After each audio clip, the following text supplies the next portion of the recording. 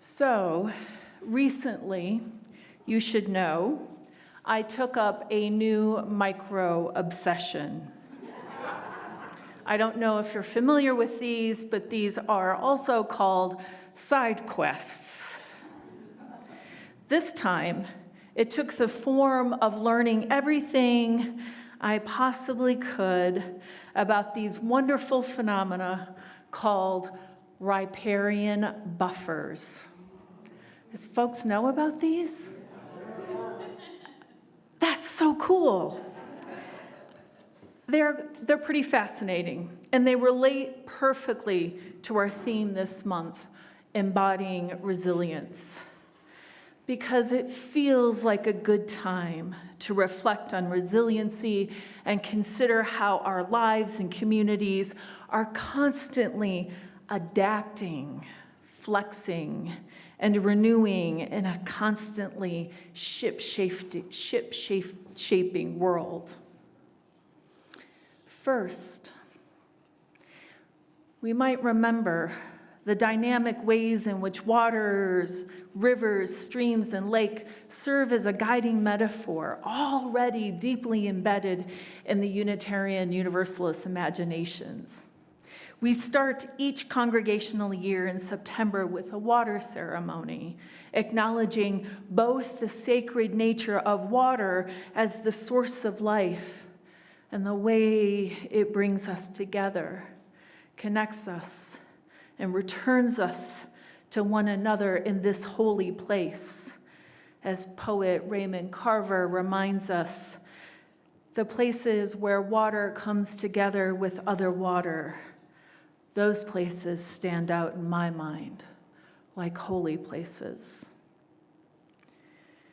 Indeed, in the confluence of waterways and soft, watery bodies is where we meet the land, our own earthiness and worldliness, and the mystery of life right there at the riverside, in the soak, at the edge of the ocean from which we all emerge.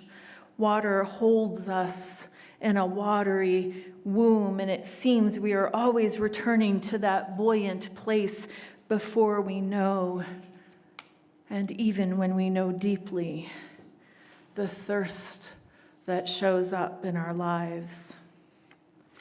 The water ceremony reminds us that we live in thirsty times, even as the seas are rising, and that our thirst is tied to a crisis, our collective reckoning with what Reverend Dr. Martin Luther King called the sins of racism, militarism, and materialism. I remember preaching what seems like a long time ago now about the water crisis in Flint, Michigan. Do you remember that? A city corrupted by water mismanagement in the middle of the Great Lakes. Flint is no more than 60 miles from one of the largest sources of fresh water in the world. Thinking about thirst and the clean water crisis in that context was astonishing. And we know that the crisis persists in many places, including here, as we wonder whether we have enough snowpack to sustain us through the summer. We wonder how thirsty we will be and how many fires we will need to put out or run from in the coming years. What kinds of adaptations are necessary? How do we nurture resilience in the middle of the desert of our discontent? When we are spiritually thirsty, it can feel as though we are further from the source than we realize, like Moses in the desert, searching for the rock to split, and it bursts forth with water. We have a reading in our hymnal from Thich Nhat Hanh, number 554, and it reads like this: Water flows from high in the mountains. Water runs deep in the earth.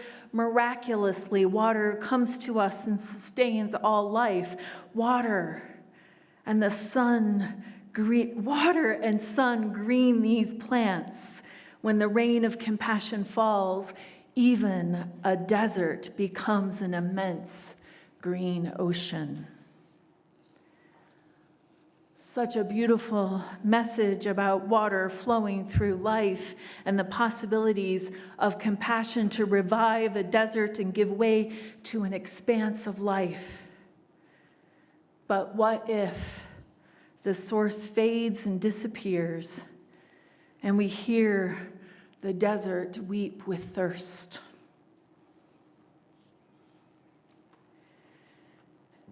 When I took the side quest to learn more about riparian buffers, I discovered something new about the ecosystems of rivers and waterways and how humans and the earth are adapting together for greater mutual survival. Riparian buffers are the areas between the edges of the rivers or the waterways and the dense vegetation that protects the land, encouraging a dynamic environment for life to flourish in the river, offering shade, homes for critters and creatures, infrastructure that resists erosion, and purifying the water before it enters the water table or flows downstream. In many places, naturally occurring riparian buffers have been destroyed by humans as we move civilization right up to the shores of these delicate ecosystems. Riparian buffers are intentionally protective and nourish the resilience of the ecosystems that connect life to the sustaining waters of life. There is a movement in ecoforestry to restore and revive these buffers with native trees and plants, transforming the entire ecosystem as part of a holistic approach to ecoforestry and eco-farming practices. One farmer in Wisconsin named these practices of ecoforestry and the rebuilding of riparian buffers as a form of, quote, making amends for how we have treated the earth in the past. The work of repair is also an act of resilience, reaching into the deepest parts of who we are, a healing of our relationship that centers interdependence and mutuality. It seems we are in a season to consider what we can learn from riparian buffers and the protective, restorative, and life-affirming capacity they have to tend to the places that need protection, intentionality, places that are waiting for new life to be born. They are a more careful nurturing of our spiritual ecosystems that make us resilient and adaptable. So I wonder, as I reflect on riparian buffers, on what we need and what we are creating for our individual and communal resiliency. How are we tending to love among us even when we feel the friction of disagreement? How do we lean into kindness and generosity? How do we nurture wonder and awe in one another as our congregational covenant encourages us?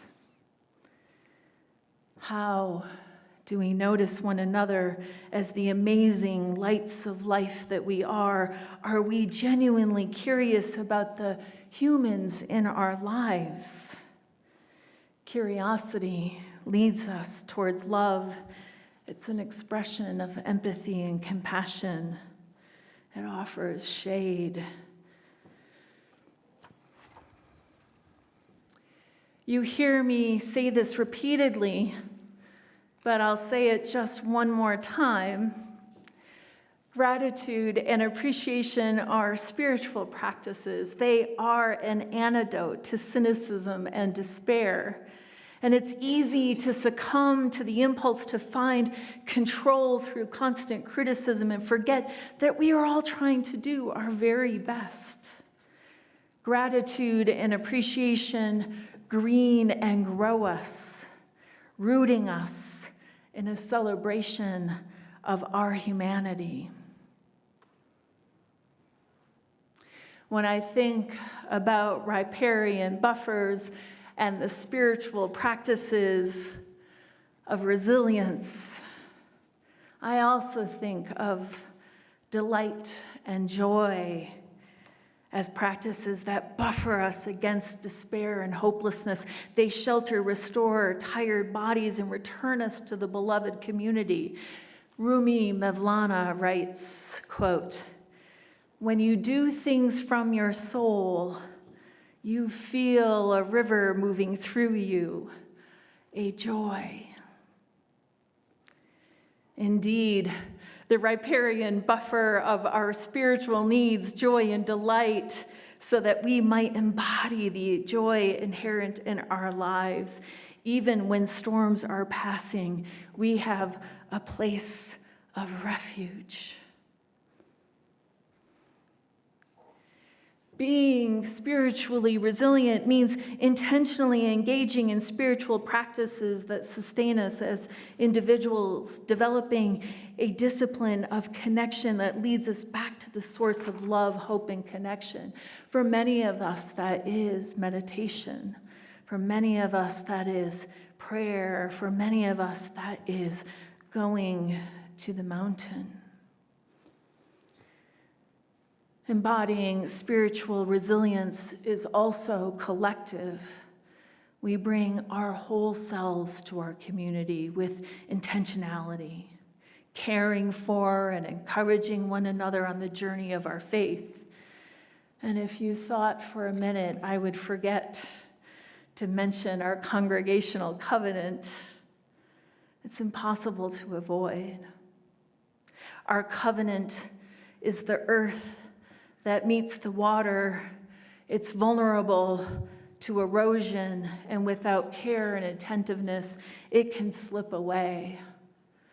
Our covenant holds us, and we need the trees, we need the plants, we need the ecosystem of our community to hold us and purify what is possible. Trees and plants can grow. Life can flourish.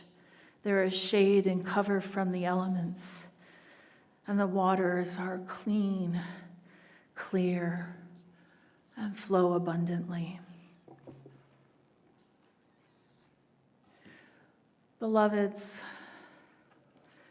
let us rest together at the river of life and be restored. Let us listen for the songs of the universe so we may remember that we are entwined and entangled in a shared destiny.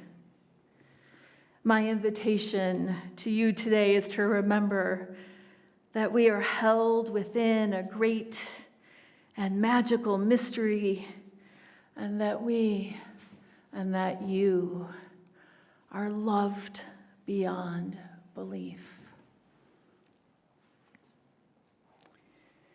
May it be so, and Ashe.